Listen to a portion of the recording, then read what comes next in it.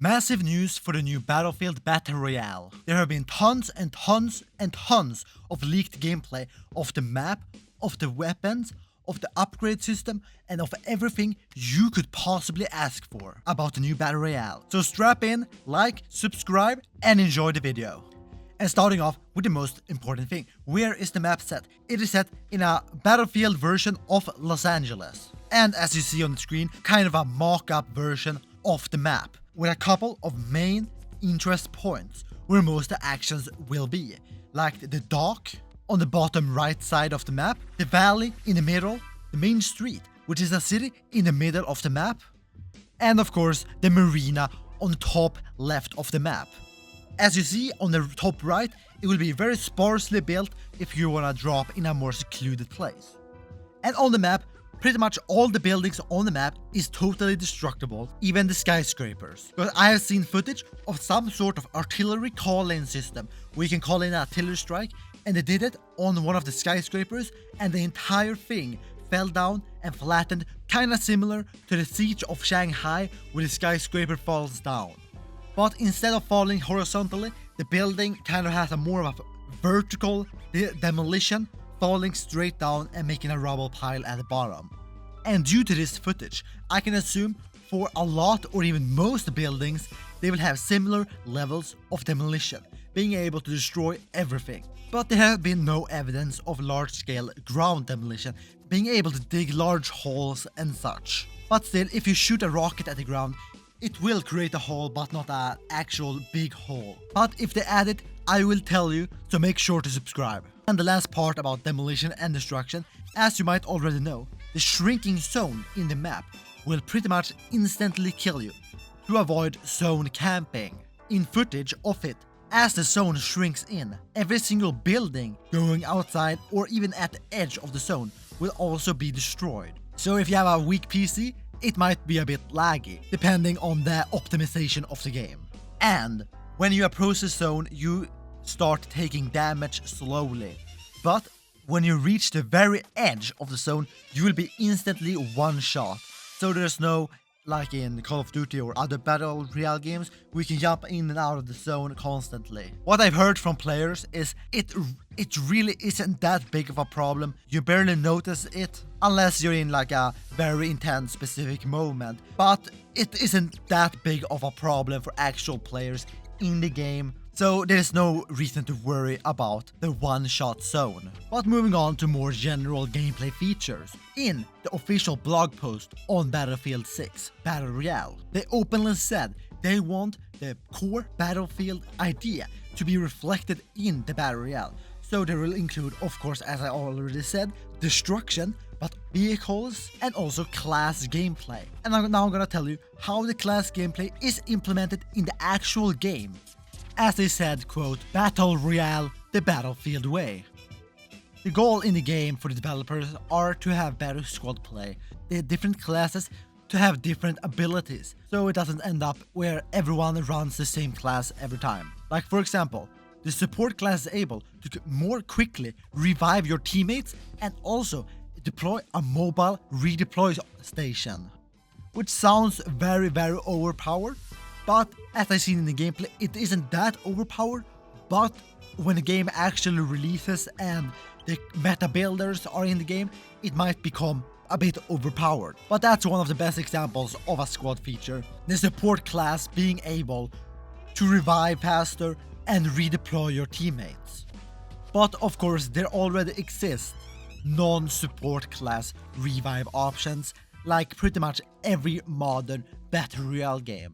But going back to more general class topics, before the game even starts, each person will choose one class, and they will not be able to change it even if they die and redeploy. And just like the real game, each class will have two different gadgets available to play with. And if I go back to the support class for my example, it could be a smoke grenade launcher and a med kit. And once this, for example, smoke grenade launcher, if you shoot all the bullets over time, over a span of 20, 30 or 10 seconds depending on which item it is, it will automatically regain the ammunition. So if you shoot a couple of smoke grenades in 10 minutes, you're able to shoot again without gathering ammunition for the smoke grenade launcher. Same thing for the support medkit. You throw it out, you're able to use it, and maybe like a minute later, I don't know the exact timing for each item, but maybe like a minute later, you're able to use it once again. And besides the class gadget, you're also able to carry one more non-class gadget, maybe like smoke grenades or something else. And for the other classes, I know engineers will have rocket launchers, they will have RPGs, rocket launchers, and such.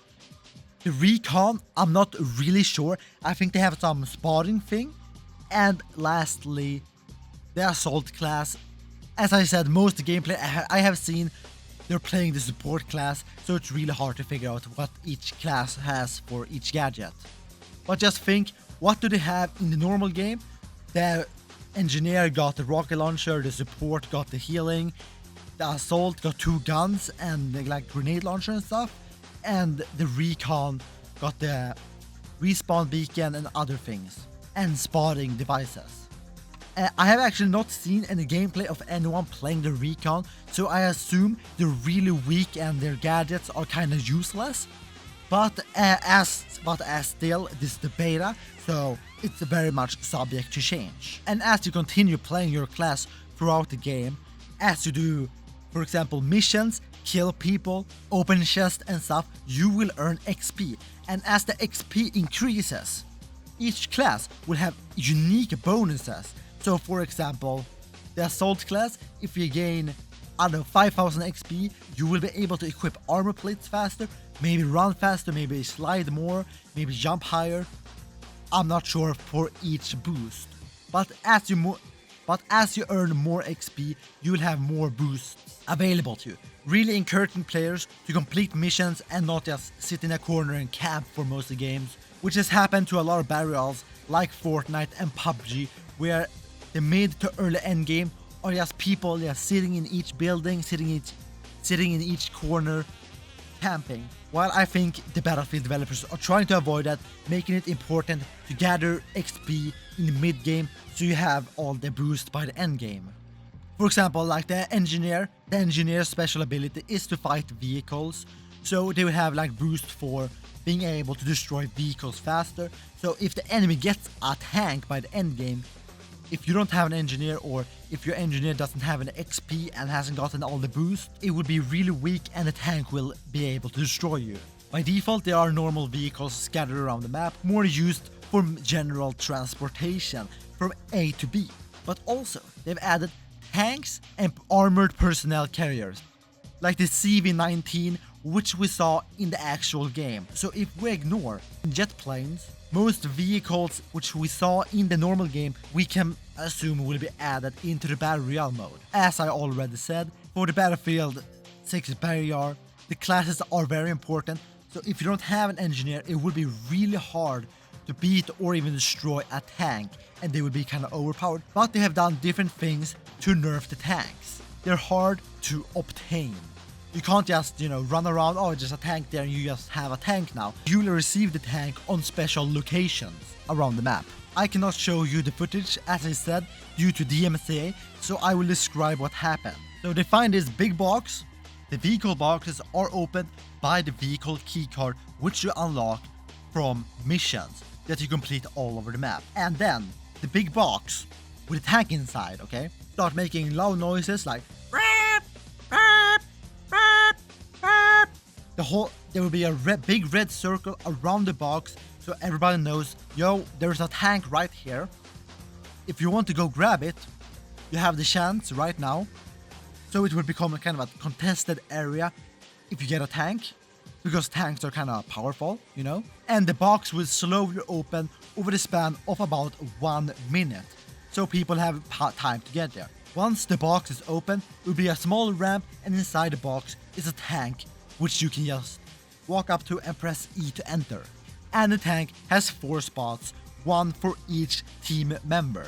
And those are the classic, just 1 main gunner with who can drive and shoot the main gun, 1 on the top gunner, and 2 just sitting in the back doing nothing.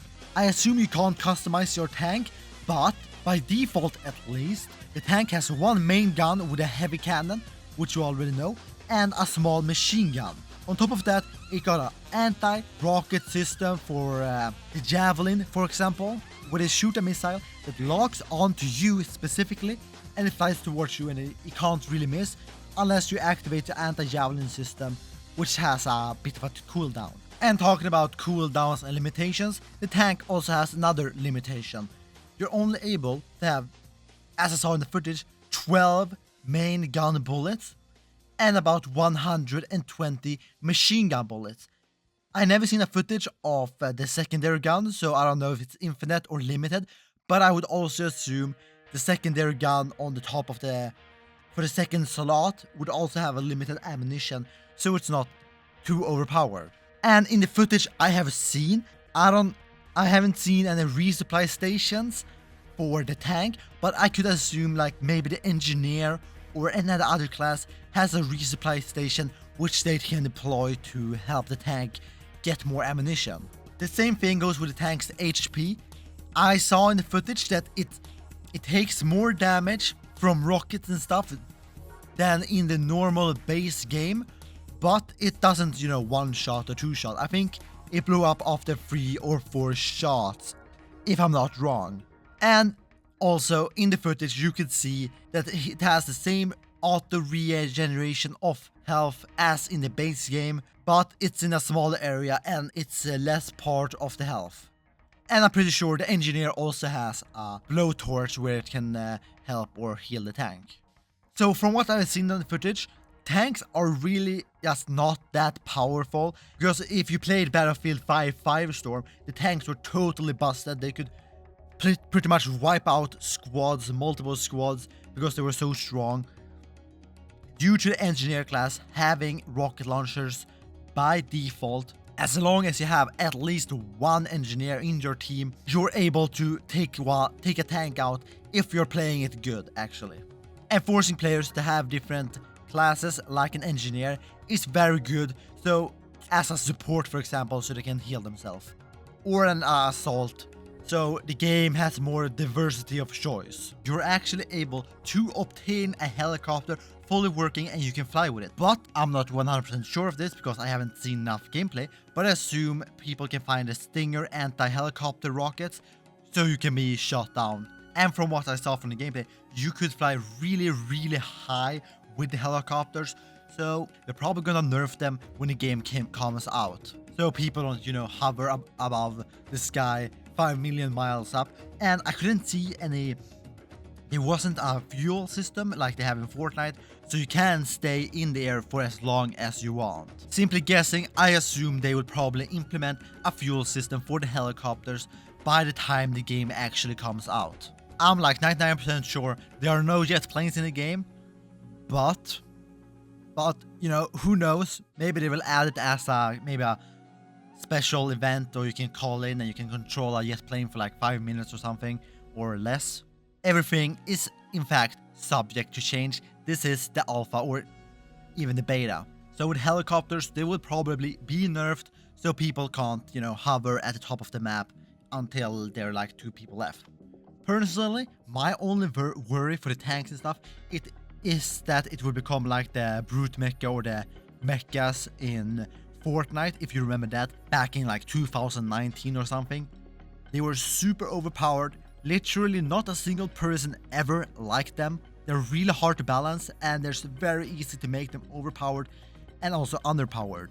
So we can just hope that they're not like Season 10, I think they're Season 10, 2019 mecha, going around killing, one-shotting with like 1 billion HP. Vehicles or mechas or robots or tanks in Battle Royales has had a terrible track record. And I don't want to say it's gonna be bad, but we can just hope that they're breaking the mold and actually making something good. Moving on to probably the most important thing in the game, the guns. How do they work? How do I get them?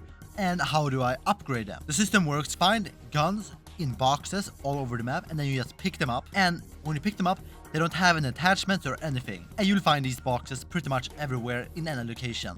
like most Battle Royale games. You're able to carry 2 main guns. For example, 1 sniper and one AR. And that goes for every single class in the game: the recon, the assault, the engineer, and the support. And in these same boxes, you're also able to find upgrade kit, where you're able to use the upgrade kit on a certain weapon, and then you can choose between 2 different scopes, for example, 2 different ammo types, undergrip, and such, to make the gun better. And that goes with every weapon. And also, like Call of Duty, you're able to make call-ins to get one of those boxes to receive a kit where you can get a fully already customized weapon with all the upgrades you want. Very similar Warzone, so if you like a weapon a certain way, you just have to get the drop and you will receive the kit. And the weapons in the game are pretty much every single gun which is included in the base game, but you cannot, from these drops from the sky, you will not get rocket launchers or anything, but you can find like rocket launchers in boxes a bit here and there with not that much ammo. That's why you need like an engineer. For the gunplay, it's pretty much the exact same as the base game, the same time to kill, the same DPS and such, but the movement system for the players, it looks a bit more like the beta, the first beta, the open one, where you could slide and jump super high, but a lot of this footage could be old, so don't quote me on this. You collect guns from crates, then upgrade them using upgrade kits until you can call in an airdrop where you can get your own specific modified weapon, just like Call of Duty, but plus the upgrade kit. I think the upgrade kits are a nice feature, but they will become kind of obsolete with the airdrop where you can get a perfectly customized gun. Sounds good on surface, but probably not that good in gameplay. They would probably be good if they used the Battlefield 2042 live customization system just for the Battle Royale, but they're probably not gonna use it. For the gunplay, it's pretty much the exact same as the base game, the same time to kill, the same DPS and such, but the movement system for the players, it looks a bit more like the beta, the first beta, the open one, where you could slide and jump super high, but a lot of this footage could be old, so don't quote me on this. You collect guns from crates, then upgrade them using upgrade kits until you can call in an airdrop where you can get your own specific modified weapon, just like Call of Duty, but plus the upgrade kit. I think the upgrade kits are a nice feature, but they will become kind of obsolete with the airdrop where you can get a perfectly customized gun. Sounds good on surface, but probably not that good in gameplay. They would probably be good if they used the Battlefield 2042 live customization system just for the Battle Royale, but they're probably not gonna use it. And I just want to finish off with probably the most important system in the game, which you will be doing for the most of the time. It's the mission system. So you go around doing missions to gain XP for the class-specific boost, to unlock vehicles, to get the airdrops for the guns, and most of these missions will be a lot of fetch quests. I haven't seen NPC killing quests, but I assume they will be added into the game. End quest where you have to go to a location, stay there for X amount of time, and then you get a mission completion. And from these missions, as I said earlier, you will get key cards for vehicles, you get the airdrops for the already pre-customized guns, and you'll get the XP class boost that you need. So simply by observing the gameplay, I haven't actually played it by the way, the early game you'll just get guns, mid-game you will try to complete quests to get the upgrades and the vehicles and the airdrops, and the end game we all get together in the tiny circle and kill each other. And the person who had completed the most missions or got the best guns or had a tank or whatever will probably win. And I think it's a good way to avoid the problem in a lot of other Battle Royale games like Warzone or Fortnite, where the mid-game turns into each player sitting in each corner camping out until the end game. But in the end, the missions aren't that complicated. It will just get a good way to make people move around and actually do things in the mid-game, unlike most Battle Royale games. So in the end, that's most of the unique things in Battlefield Battle Royale. The destruction, the vehicles, tanks and stuff, and also the missions to actually get people moving. If you think this sounds good, tell me why in the comments, like, subscribe, and if you think it's bad, tell me why.